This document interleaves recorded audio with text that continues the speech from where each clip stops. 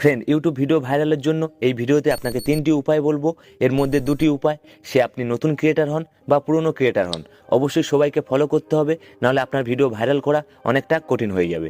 তা চলুন বন্ধু, প্রথম উপায়, আপনার ভিডিওর জন্য ভালো টাইটেল লিখতে হবে। দেখুন, একটি ভালো টাইটেল লেখার জন্য আপনি একটি কাজ করতে পারেন।